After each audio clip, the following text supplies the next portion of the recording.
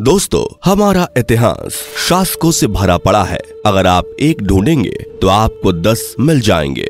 लेकिन हमारे प्राचीन इतिहास में कुछ शासक ऐसे भी रहे जिन्होंने अपने सनकपन के चलते ऐसे अजीबोगरीब कामों को अंजाम दिया कि उन्होंने अपने इन अजीबोगरीब कामों से पूरा इतिहास ही बदल दिया। आज भी हम एक ऐसे ही सनकी शासक के बारे में आपको बताने वाले हैं जिसका नाम था अखानातन।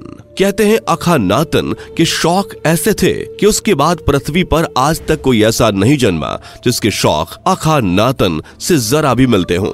आज हम आपको अखानातन के बारे में वो सभी बातें बताएंगे जो आपको अंदर से हिलाकर रखने के लिए काफी है। दोस्तों, आप में से बहुत से लोग ऐसे भी होंगे जिन्हें शायद नहीं पता होगा कि अखानातन आखिर कौन था। तो आपको बता दें कि अखानातन मिस्र का एक फिरौन था। फिरौन मतलब वो मिस्र का एक राजा था जिसने प्राचीन मिस्र के नए साम्राज्य के 18वें राजवंश के दौरान शासन किया था।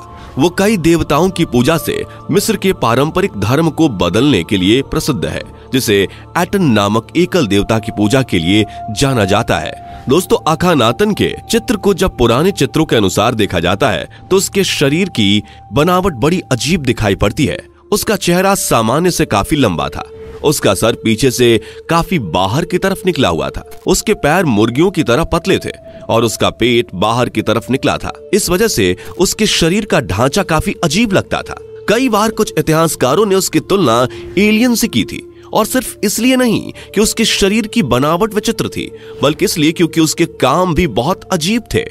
उसके कामों के बारे में सुनकर तो उसकी प्रजा के भी होश उड़ जाते थे। कुछ इतिहासकारों का मानना है कि कई वर्षों तक अखानातन ने अपने पिता के साथ एक फिरौन के रूप में कार्य किया था। राज को चलाने और राज्य की हर परिस्थिति में संभालने की कला उसने अपने पिता से सीखी थी। कहते हैं अखानातन खुद चाहता था कि उसके पिता जल्द फिरौन के पद से हट जाएं और उसे पूरा राजपाट मिल जाए, क्योंकि उसने शाही चमक को बहुत करीब से देखा था। ये महंगे जेवर, राजसी कपड़े और हर रात खूबसूरत लड़कियों के साथ रंगरलियां अखानातन को अपनी तरफ खींच रही थी। और उसका यह सपना जल्द तब पूरा हो गया जब उसके पिता एमिनहोटेप की मृत्यु हो गई और अखानातन ने 1335 ईसा पूर्व के आसपास फिरौन के रूप में पदभार संभाला। उसके पिता के शासन के दौरान मिस्र दुनिया की सबसे शक्तिशाली सल्तनतों में गिनी जाती थी, और शक्तिशाली होने के साथ साथ मिस्र की सल्तनत की गिनती सबसे अमीर सल्तनत में भी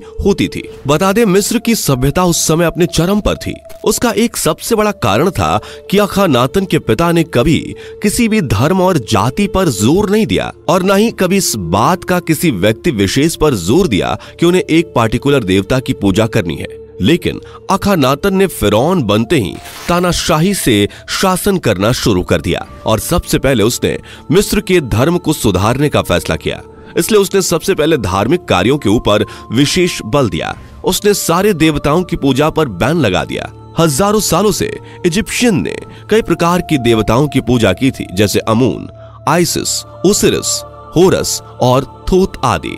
लेकिन अखानातन को सिर्फ एक देवता में विश्वास था जिसका नाम था एटन। इसलिए उसने सभी मिस्र वासियों पर इस चीज के लिए दबाव बनाया कि वो केवल उसी एक देवता की पूजा करें, क्योंकि अखानातन को एटन नाम के एकल देवता में विश्वास था। शुरुआत में तो काफी सारे लोगों ने इस बात को मानने से इनकार कर दिया, क्योंकि कोई भी अपने इष्ट देव को ऐसे नहीं छोड़ सकता था। लेकिन फिर अखानातन ने अपनी प्रजा को अपना असली चेहरा दिखाया। कहते हैं कि उसने कुछ लोगों के घर में तब आग लगवा दी जब वो सो रहे थे, और उसने ऐसा इसलिए किया क्योंकि उन लोगों ने अपने इष्ट देव को नहीं छोड़ा था।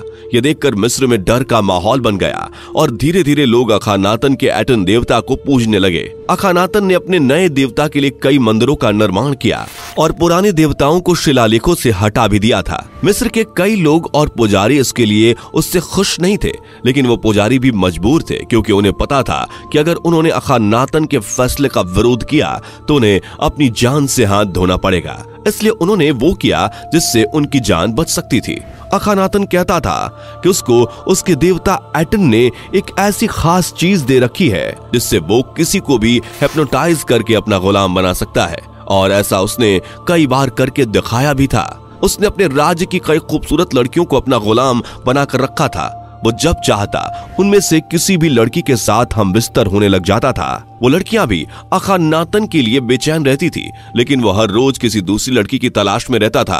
उसकी नजर जिस भी खूबसूरत लड़की पर पड़ती थी, अगली रात वो उसके बिस्तर पर होती थी, और जो लड़की एक बार उसके बिस्तर पर जाती थी वो अगली बार भी अखानातन के लिए तड़पने लगती थी। लेकिन ऐसी बहुत कम ही लड़कियां होती थी जिनके साथ वो दोबारा हम बिस्तर होता था। दोस्तों, अखानातन के बारे में ये भी कहा जाता है कि वो एक एलियन था, क्योंकि उसका शरीर अजीब से ढांचे के आकार का था।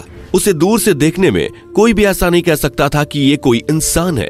उसका चेहरा काफी लंबा था, कंधे अंदर की तरफ धंसे हुए थे और पेट काफी बाहर निकला हुआ था, और उसके पैर किसी कबूतर की तरह काफी पतले थे। और जो चीज उसे सामान्य इंसानों से अलग करती थी वो थी उसकी खोपड़ी। दरअसल उसका सर पीछे की तरफ से काफी बाहर निकला हुआ था। छोटे बच्चे तो उसके शरीर के बनावट को देखकर ही डर जाते थे। इतना खराब शरीर का आकार होने के बाद भी अखानातन की बीवी पूरे मिस्र की सबसे सुंदर और सबसे शक्तिशाली रानी थी। उसके बाद भी उसके रिश्ते और भी कई खूबसूरत लड़कियों और दासियों से थे। कहने वाले तो ये भी कहते हैं कि उसने अपनी बड़ी बेटी को भी बुरी नजरों से देखा था। अखानातन की कुल 6 लड़कियां थी, लेकिन उसकी सबसे बड़ी बेटी काफी खूबसूरत थी, और आपको जानकर हैरानी होगी कि वो अपनी बड़ी बेटी से ही शादी करना चाहता था। बता दें कि मिस्र में ये उस समय आम हुआ करता था, बाप बेटी से भी शादी कर सकता था।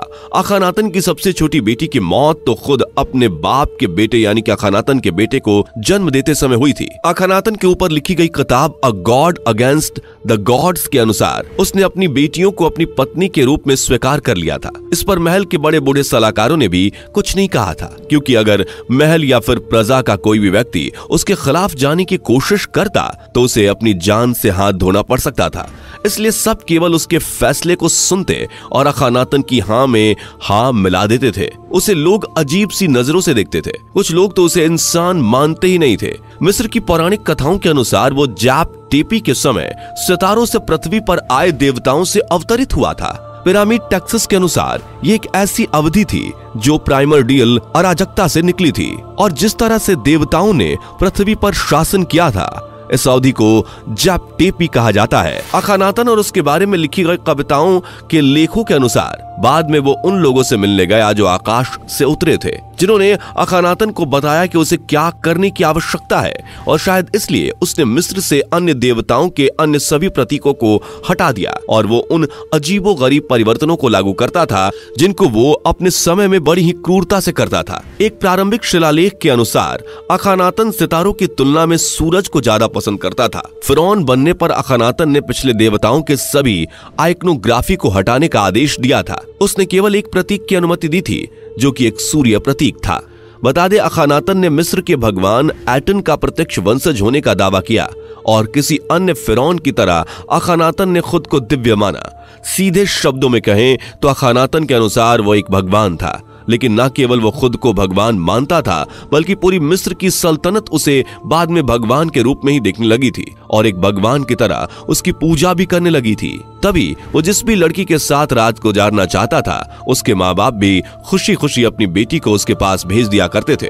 बता दे, अपने समय के दौरान अखानातन ने कई बदलाव किए, और उसके साथ ही उसने एक नई राजधानी का भी निर्माण किया, जिसे उसने अमराना कहा, और इस राजधानी को उसने सूर्य को समर्पित कर दिया। और उसके बाद अखानातन ने अगले 10 साल वहां बिताए, और उस समय में उसने कला और संस्कृति में बदलाव किए। अपनी राजधानी में बने हुए महलों में उसने लंबे सर, पतले पैर और निकले हुए पेट वाले कई व्यक्तियों के अजीबोगरीब चित्र बनवाए, जिसमें वो सारे व्यक्ति सूर्य की तरफ देखते हुए उसकी पूजा कर रहे थे। अखानातन कुछ दिनों तक वहीं रहा, जिसके बाद करीब 1336 ईसा पूर्व के आसपास अखानातन की मृत्यु हो गई।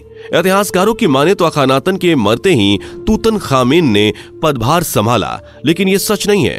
कहते हैं कि कोई ऊपरी शक्ति थी जिसने अखानातन के मरने के कुछ समय बाद तक उस राजगद्दी पर किसी को बैठने नहीं दिया, लेकिन कुछ समय बाद उस गद्दी में तूतनखामेन बैठा और उसने आगे राज्य संभाला। कई बूढ़े राजगुरु थे जिन्होंने 1-2 बार सभा मंडली के साथ अखानातन को समझाने की कोशिश की थी कि धार्मिक ग्रंथों और धर्म के साथ खिलवाड़ करना ठीक नहीं है। ऐसा करने से भगवान नाराज हो जाते हैं और इंसान की जिंदगी छीन लेते हैं, लेकिन अखानातन किसी को नहीं सुनता था। आखिरी समय तक लोगों ने उसे कहा था कि अखानातन के शासन काल में मिस्र अपने पारंपरिक धर्म में लौट आए तो ज्यादा अच्छा है, लेकिन ऐसा नहीं हुआ और उसका अंजाम शायद अखनातन को अपनी जान गंवाकर चुकाना पड़ा। दोस्तों, अखनातन के बारे में इतना सब जानने के बाद आप इसके बारे में क्या कहना चाहेंगे? नीचे कमेंट करके अपनी राय जरूर दें। जाने से पहले वीडियो को लाइक शेयर जरूर करें और ऐसी वीडियोस के लिए इस चैनल को सब्सक्राइब करके बेल नोटिफिकेशन को भी जरूर ऑन कर लें। धन्यवाद।